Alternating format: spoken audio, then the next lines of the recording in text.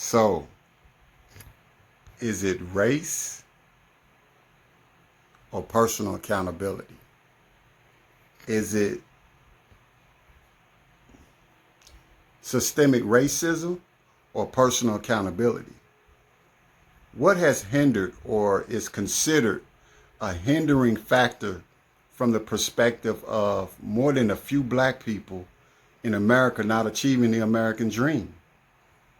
Well, it depends on what lens you're seeing things through, folks. I say all the time, clear conscious thought, the ability to see through a different lens that invites logic and reason into the conversation. Today, we're going to explore what factors should be considered before we definitively decide which position we're going to take. It's been said that one of the determining factors is the makeup or lack thereof of the traditional family unit that was disproportionately affected in the black community by slavery or Jim Crow laws and the role the government took on as in the black households as the father.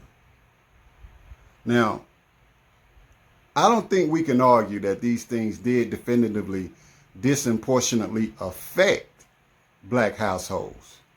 But to say that these things were the only thing may be a little displaced. In the 1960s, there was an article written by Daniel Patrick Moynihan, a politician, which said that the Negro, of course, that was a commonplace word used back then, which I'm having a hard time even saying now, which is weird because seeing I didn't have a hard time saying the other one, the GA, the one with the G, the G at the end. But let me get back to my point. So Moynihan said that the Negro family in urban communities was crumbling in this article that he wrote. And like some of us would agree with today, he contributed to all these practices identified as systemic racism, slavery, Jim Crow, redlining, the criminal justice system, all these things that, that's on heavy repeat right now. So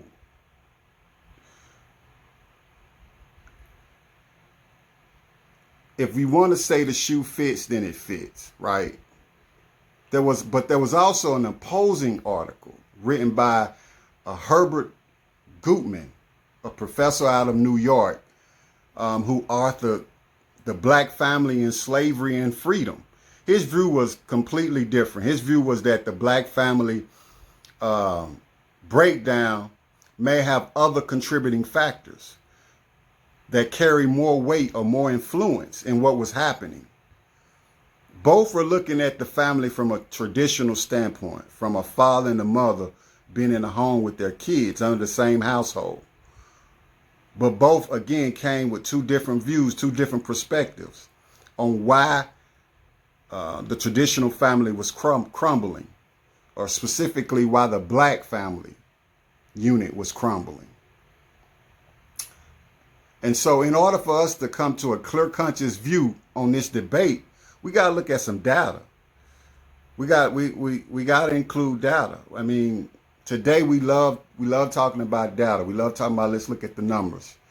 So we got to provide proof. So according to census data from the late 1800s to the 1940s, during slavery and after slavery, the rates of black marriages, the traditional family unit, exceeded the rates of white marriages during the 60s, 70s, and 80s combined. That's crucial, folks. Like, when you look at that, you got to ask yourself, why was this the case? Why did these pre-existing factors not cause the family unit of blacks to crumble then? They was experiencing it right then. All this systemic stuff that we talk about. Black families were experiencing it. And shortly thereafter, still experiencing it. And well after that, when these systems were supposedly abolished because of the law,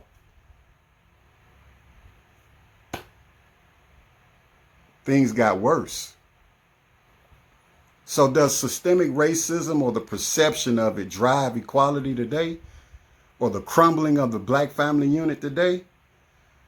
Look, I can tell you as a product of divorce and as a participant, none of these things played a part in my experience. Like my experience, there wasn't any big bad boogeyman in a white sheet that forced me to participate. Nor as a child was I blaming him for what had happened. All I can blame, the only person I can blame was the one who wasn't there. But let me be clear, let me clarify some stuff. I forgave my dad. And I advise anyone who is holding any unforgiveness in their heart, any unforgiving type of energy, to let it go. It's not good for you, and it's not good for society. And in my view, not being there is defined as not being available, unable to be reached, or not taking the initiative to be available and making yourself available voluntarily. But again, let me get back to my original point. So Frederick Douglass once said, "I prayed for freedom for 20 years, but received no answer until I prayed with my legs." Until I got up and walked the path of freedom. Like until I decided that I was going to have freedom in my mind, I never had freedom. I was going to take the initiative, which reminds me of another quote and concept associated with the Hacking Purpose Life, which says, "Many people spend a lifetime mastering what they can do and never think once about what they can become." Many of us will not become free until we walk the path of freedom. A lot of us, we won't become free until we become free in our minds, specifically man. The black family unit is crumbling in urban communities because we as man are out of place. We're out of order. We're not the foundational purpose that we're supposed to be in our homes. We're not establishing a foundation of purpose in our wives and in our children. That's the problem. So hopefully this video brought a level of clear conscious thought to your perspective, to your world. I want to thank you guys for tuning in today. Again, as always, subscribe, like, and share. Also, comment in the comment section below. Let me know what you think about the content today. Is it systemic racism? Is it personal accountability and responsibility? Is it a combination of both? I want to know what you think. And again, thank you for tuning in. Thank you guys for the support. Hopefully you're having a wonderful day. Take care.